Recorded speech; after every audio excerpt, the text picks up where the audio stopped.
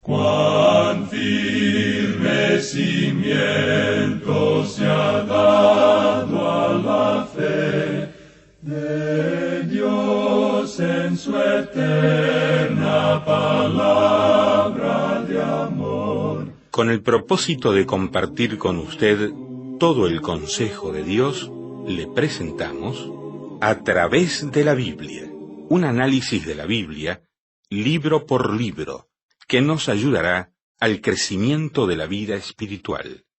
Estos estudios fueron diseñados por el Dr. J. Vernon McGee, destacado maestro y expositor de la Biblia. Le invito a que nos acompañe en este fascinante recorrido de A través de la Biblia. Cuán firme cimiento la palabra de Dios. ¿Qué tal, mi amiga y mi amigo de A través de la Biblia? Les habla el de La Rosa para compartir con ustedes estos gratos momentos antes que llegue el hermano Samuel Montoya para guiarnos en el análisis del texto bíblico elegido para hoy. Así que ya mismo les tengo que dar la información de cuál es nuestro recorrido de hoy. Busquen su Biblia, Evangelio según San Juan, capítulo 12, versos 27 al 43. Juan capítulo 12, versos 27 al 43. Antes de comentar con ustedes alguna correspondencia, quiero compartirles una llamada telefónica que nos hizo Diana Salazar y nos dijo así. Mi nombre es Diana Salazar y estoy llamando para agradecerles los bosquejos. Y estoy muy agradecida por los bosquejos porque me van a servir para estudiar la palabra de Dios. He estado esperándolo con muchas ansias y gracias a Dios están aquí conmigo ya. Muchas gracias, Diana, por esta llamada telefónica, por estos deseos expresados a través de este comunicado telefónico. Carlos Bernal se llama una persona que nos escribe desde Ecuador y nos dice: les envío un cordial y atento saludo y les agradezco por tan importante programa que desarrollan diariamente en el estudio bíblico, que nos hacen conocer más cómo es Dios con nosotros. Gracias por ser un instrumento espiritual de nuestras vidas y que Jesús le siga bendiciendo a todos los que hacen a través de la Biblia un programa bonito. Gracias a ustedes. Me despido atentamente, Carlos Bernal, de Tulcán, Ecuador. Por cierto, escucho su programa en la emisora BBN Radio 100.1 FM aquí en Ecuador. Gracias y que Dios los bendiga ricamente. Muchas gracias, Carlos, por este hermoso email que nos ha enviado. Siempre es importante que sepamos desde qué ciudad, país, desde qué emisora usted nos escucha diariamente. Gracias por esa información que nos ha enviado. También nos escribió Esperanza Hernández de Bogotá, Colombia, y nos dice: gracias a ustedes por su apoyo en oración. Continuamos clamando a Dios por la respuesta para nuestras situaciones.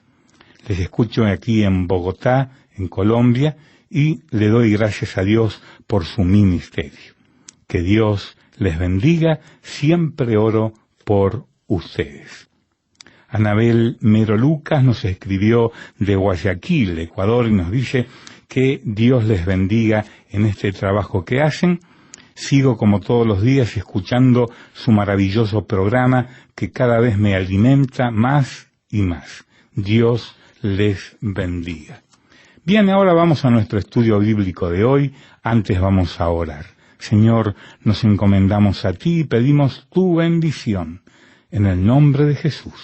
Amén. Continuamos hoy estudiando el capítulo 12 del Evangelio según San Juan.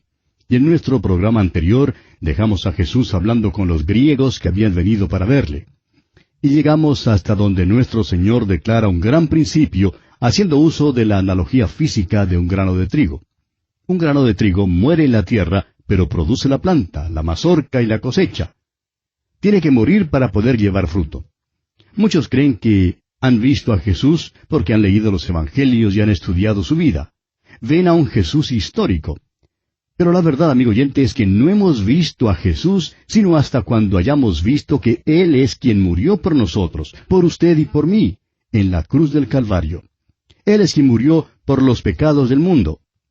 Ahora, parece extraño que Él hable estas cosas a los griegos que han venido para verle, pero les está diciendo que hay algo que es más importante que solo verle físicamente, o verle en el Evangelio. Lo importante para ellos era ver que Él iba a morir.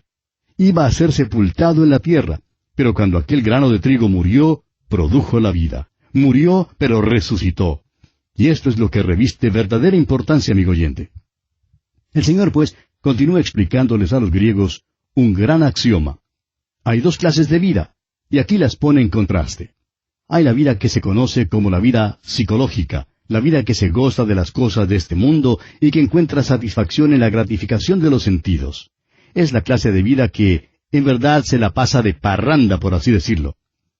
El Señor dice, el que ama su vida, refiriéndose a la vida física y natural que tenemos.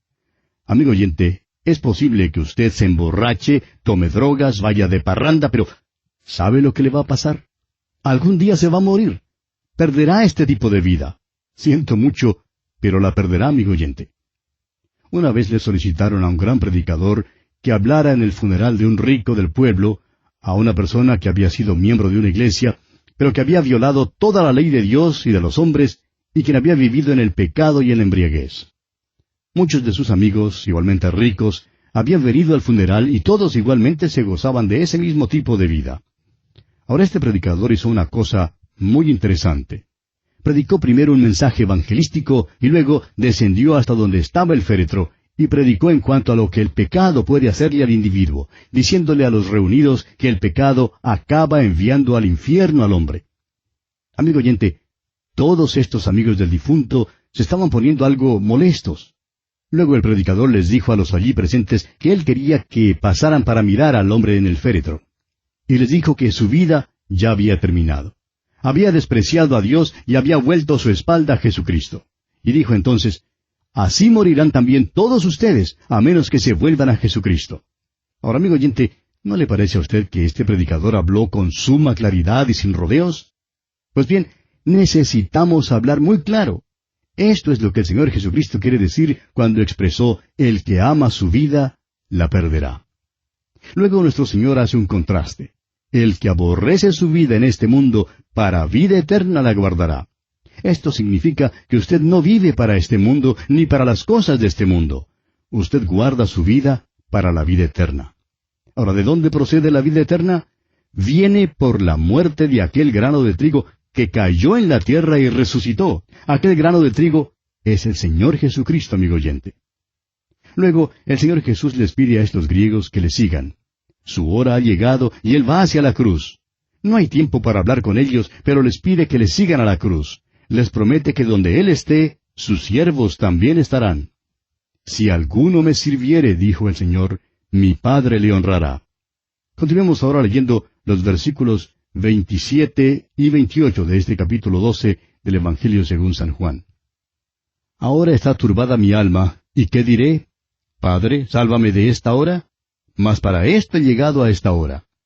Padre, glorifica tu nombre. Entonces vino una voz del cielo, lo he glorificado, y lo glorificaré otra vez. Hay ciertos aspectos del sufrimiento de Cristo en la cruz que ni usted ni yo, amigo oyente, podemos comprender. No solamente sufrió en manos de los hombres. Eso era suficientemente malo en sí, pero sufrió más aún. Es que el pecado suyo y el mío fue puesto sobre Él.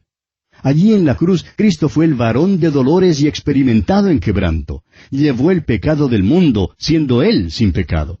Ciertamente llevó Él nuestras enfermedades y sufrió nuestros dolores, dice el profeta. Nuestro pecado fue puesto sobre Él.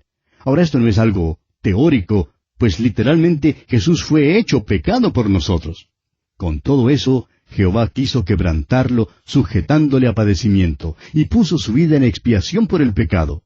Fue santo, inocente, sin mancha y apartado de los pecadores, pero fue hecho pecado por usted y por mí, amigo oyente.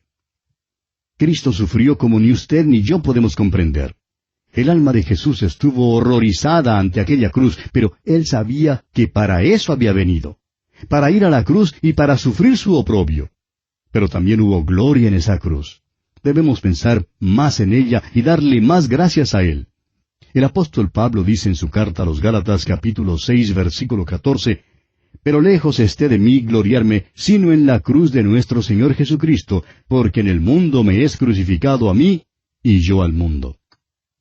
¿Ve usted cómo las cosas se enlazan? Es posible saber a dónde va la persona por su manera de vivir. Alguien dirá, bueno, es que yo creía que éramos salvos por la fe. Usted siempre pone el énfasis en la fe y no en las obras. Y eso es verdad, amigo oyente. Es cierto que ponemos el énfasis en la fe. Si es que usted va a ser salvo, tendrá que confiar en Jesucristo. Crea en el Señor Jesucristo y será salvo. Pero deseamos decirle que cuando usted viene a Él y confíe en Él, habrá un cambio rotundo y total en su vida. Si no hay un cambio en su vida, entonces en verdad usted no ha confiado en Él, no descansa en Él. Esto hará efecto en su vida y no está viviendo para las cosas del mundo. Cuando vemos a algunos hermanos invirtiendo el dinero en sus casas, en automóviles o en cosas de este mundo, muchas veces nos preguntamos, ¿dónde está en realidad su corazón? Si uno hipoteca todo el dinero que tiene, simplemente para conseguir todas las cosas para poder vivir aquí, ¿cómo puede tal persona estar esperando la venida del Señor con verdadera ansiedad, con verdadero anhelo? El Señor dice, el que ama su vida, la perderá. Es tontería decir que usted cree en Jesús y luego vivir para el diablo. Eso no es confiar en Él. Una fe verdadera, amigo oyente, cambiará su vida. De otra manera, usted es el peor de los hipócritas. Ahora, fíjese usted cómo esto se relaciona con las palabras de Jesús. Y donde yo estuviere, allí también estará mi servidor. Si alguno me sirviere, mi Padre le honrará. No es cuestión de que el Señor nos acompañe a nosotros, sino de que nosotros le acompañemos a Él. Eso es lo importante. Un hombre dijo una vez, bueno, usted sabe que yo soy miembro de una iglesia liberal, pero siempre llevo conmigo a mi Señor. Amigo oyente, tenemos noticias para usted. El Señor no asiste a esa iglesia. El Señor no le va a acompañar. Usted, amigo oyente, debe ir donde el Señor está. Eso es lo importante. Esta hora, pues, fue repugnante para nuestro Señor. Si le hubiera sido posible, habría deseado que el Padre le salvara de aquella hora, aunque sabía que este era el motivo por el cual había venido al mundo. Pero luego Él dice, Padre, glorifica tu nombre. Vuelve a la gloria de Dios. ¿Qué lección es esta para nosotros? Estamos tan propensos a gimotear y a lloriquear y a quejarnos, preguntándole al Señor, ¿por qué deja que ciertas cosas ocurran en nuestra vida? Pero con Cristo, amigo oyente, debemos aprender a decir, Padre, por medio de este sufrimiento y dolor, glorifícate. El cielo no pudo quedarse callado, sino que tuvo que responder. Dios respondió audiblemente. ¿Ha notado usted que Dios le habló del cielo a Jesucristo en 3 ocasiones? Al principio de su ministerio, a la mitad de su ministerio y al final de su ministerio. ¿Se ha fijado que todas estas 3 ocasiones tienen que ver con la muerte de Cristo? La primera fue su bautismo. Jesús había dicho, deja ahora, porque así conviene que cumplamos toda justicia. Allá en el capítulo 3 de Mateo, versículo 15. Allí Jesús estaba tomando el lugar del pecador e identificándose con la humanidad pecadora. La segunda ocasión fue durante la transfiguración, y el doctor Lucas nos dice que ocurrió mientras que Elías, Moisés y el Señor Jesús estaban hablando en cuanto a la muerte que Jesús iba a cumplir en Jerusalén. Y en esta tercera vez aquí, al final de su ministerio, el Señor está hablando en cuanto a su muerte, porque su hora ha llegado. Bueno, continuemos ahora con los versículos 29 y 30 de este capítulo 12 de San Juan. Y la multitud que estaba allí y había oído la voz, decía que había sido un trueno. Otros decían, un ángel le ha hablado. Respondió Jesús y dijo, no ha venido esta voz por causa mía, sino por causa de vosotros. Ahora, ¿cuál grupo tenía razón? En verdad, ninguno de los dos tenía razón. No había sido un ángel, sino el Padre quien había hablado. Sí creían en lo sobrenatural. Sabían que habían oído una voz sobrenatural. Sabían del ministerio de los ángeles por medio del Antiguo Testamento y comprendían que cuando Dios tenía un mensaje que darle al hombre, generalmente venía como el ángel de Jehová. Pero no comprendían que este era el Cristo preencarnado. Sin embargo, nosotros consideraríamos esto como el punto de vista de teología conservadora, porque admitieron que era un mensaje de Dios. Los otros dijeron que había sido un trueno. Trataron de darle una explicación natural. Dijeron, claro, oímos una voz y todo esto en verdad tuvo lugar, pero fue simplemente un trueno. Y esto es lo que muchos todavía dicen hoy en día. Dicen que la palabra de Dios está llena de errores, a fin de que no se confíe en ella, y que los milagros allí registrados no pueden ser verídicos. Siendo pues que son incrédulos, dicen que esto simplemente había sido un trueno. En cierta ocasión algunas personas asistían a una clase bíblica, donde escucharon algunas lecciones grabadas en cinta magnetofónica sobre el libro de Apocalipsis. Había allí un predicador que les había informado que era cosa imposible que alguien comprendiera el libro de Apocalipsis. Dijo que no tenía sentido. Pues lo que pasó es que este señor reveló su propia ignorancia, porque el libro de Apocalipsis es un libro muy lógico. Pero, ¿no ve usted que para él solo era un trueno? Era simplemente un ruido. Si usted, amigo oyente, niega lo sobrenatural y trata de darle a todo una explicación natural, será simplemente un trueno. La palabra de Dios dice que el nacimiento de Jesús fue sobrenatural. Su vida estaba colmada de milagros y su muerte fue como la de un grano de trigo. No se quedó en la tierra, él brotó como lo hace el grano de trigo. Ahora, el teólogo liberal, que ha dicho que los huesos de Jesús duermen en alguna parte bajo los cielos sirios, tiene realmente un problema en sus manos. ¿Dónde están esos huesos? La resurrección de Cristo no fue un fenómeno puramente espiritual. Fue su cuerpo lo que fue levantado, y sus huesos simplemente no están en ninguna parte. Sin embargo, este es el mismo timo o estribillo viejo que ha sido usado por años. Fue un trueno. Cualquiera puede decir esto. El decir tal cosa no es señal de inteligencia. Tenemos que tener una percepción y apreciación de lo espiritual para escuchar, saber y ver la palabra de Dios. Necesitamos reconocer que el Espíritu de Dios debe alumbrarnos cuando abrimos la palabra de Dios. Continuemos ahora leyendo los versículos 31 al 33 de este capítulo 12 del Evangelio según San Juan. Ahora es el juicio de este mundo. Ahora el príncipe de este mundo será echado fuera. Y yo, si fuere levantado de la tierra, a todos atraeré a mí mismo. Y decía esto dando a entender de qué muerte iba a morir. La muerte de Cristo en la cruz fue el juicio del mundo y del príncipe de este mundo. Esa es una de las cosas de las cuales el Espíritu Santo da testimonio según el capítulo 16 de este mismo Evangelio de Juan, versículos 7 al 11. Vivimos en un mundo que es juzgado. Vino a morir una muerte de juicio por los pecados del mundo, y si el mundo no acepta esta muerte, el mundo es entonces juzgado. Ahora, ¿cómo es echado fuera Satanás, el príncipe de este mundo? Creemos que es un proceso gradual. Cuando Cristo murió en la cruz, estamos seguros que Satanás no comprendió lo que sucedía. Lo que él creía ser una derrota para Cristo, se cambió en victoria para Cristo. Satanás perdió la batalla en la cruz, y por eso el Señor pudo decir que el príncipe de este mundo sería echado fuera. Luego, en Apocalipsis capítulo 12, versículo 10, se nos dice que Satanás ha sido lanzado fuera del cielo. Esta es la segunda etapa. Más adelante, en Apocalipsis capítulo 20, versículo 3, fue arrojado al abismo. Y por último, en Apocalipsis capítulo 20, versículo 10, Satanás es lanzado en el lago de fuego y azufre. Y esta es la última etapa de su derrota. En la cruz su condena fue sellada. La cruz marca la victoria de Cristo y la derrota de Satanás. Ahora, Jesús pone el énfasis en su muerte redentora. Su muerte atraerá hacia Él a todos los hombres. Aquellos que creen serán salvados. Aquellos que le rechazan serán condenados. Considere usted, amigo oyente, cuán importante es levantar a Jesús delante de los hombres, de poner el énfasis sobre su muerte redentora. Hay multitudes que pasan por las iglesias hoy en día y que no oyen la palabra de Dios. Piensa en los obreros, en los estudiantes, en los que llevan el uniforme del país y en los ricos. Ellos no oyen.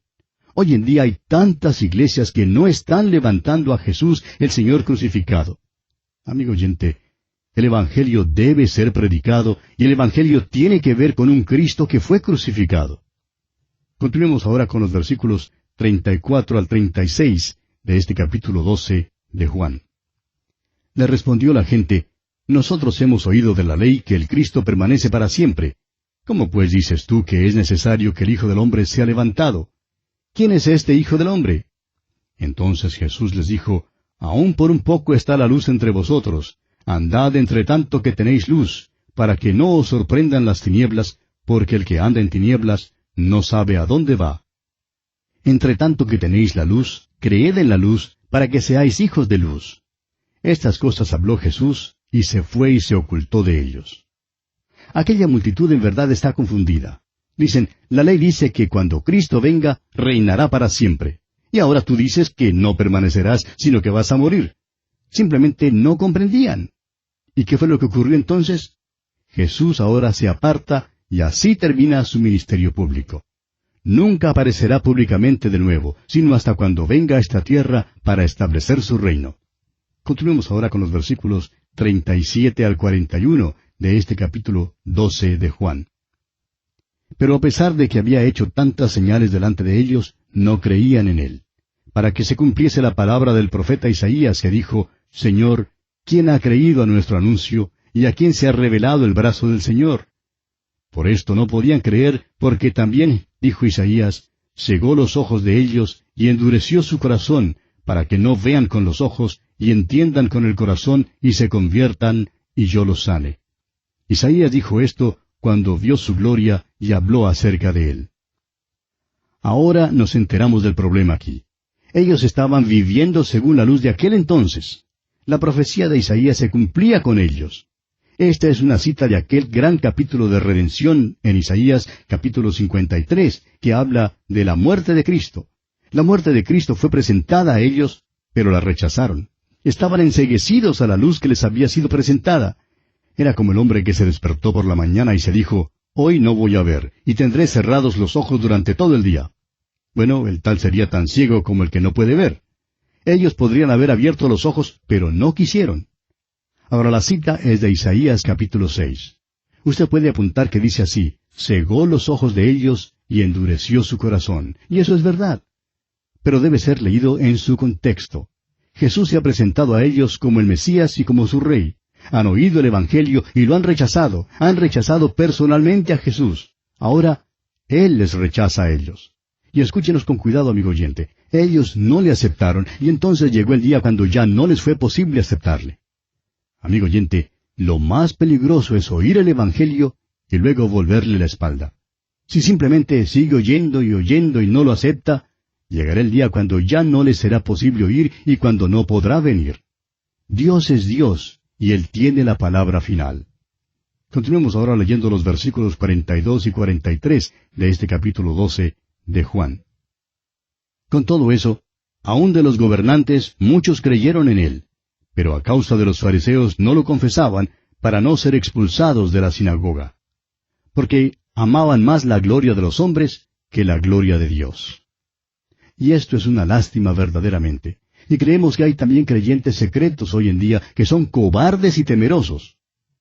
Más adelante aquí en este Evangelio según San Juan, encontraremos a dos de estos creyentes secretos quitando el cuerpo de Jesús de la cruz. Pero por hoy vamos a detenernos aquí porque nuestro tiempo desafortunadamente ha llegado a su fin. Continuaremos, Dios mediante, en nuestro próximo programa y le invitamos a sintonizarnos. Mientras tanto, deseamos a usted las incontables bendiciones del Señor en su vida. Lamentablemente el tiempo se nos ha terminado. ¿Qué le ha parecido el programa? Nos gustaría saber cómo le ayudó. En pocos segundos más le daré la dirección para que nos escriba. Usted puede escuchar, a través de la Biblia, de lunes a viernes, en esta emisora y en este mismo horario. Será un grato placer poder enviarle las notas y bosquejos de este programa. Estos libritos, sin costo para usted, le ayudarán a seguir paso por paso los estudios en cada libro de la Biblia. Su apoyo a este programa es muy importante para que podamos continuar día tras día con estos estudios bíblicos por radio. Pedimos su apoyo en oración y con sus ofrendas y donaciones, para que podamos continuar en esta emisora. Si necesita más información o sencillamente para que nos cuente acerca de los beneficios que recibe de este programa, escriba a la siguiente dirección: A través de la Biblia, apartado 2805, Miami, Florida, 33265, 2805, Estados Unidos. Repito, programa A través de la Biblia, apartado 2805, Miami, Florida, 33265, 2805, Estados Unidos. Por correo electrónico, escriba a atv@transmundial.org. Telefónicamente puede llamarnos ahora mismo gratuitamente al siguiente número: 1-800-880-5339. 1-800-880-5339. Amigo y amiga, nos tenemos que despedir ya mismo. Pido a Dios que le bendiga. Este programa es producido bajo los auspicios de Radio Transmundial.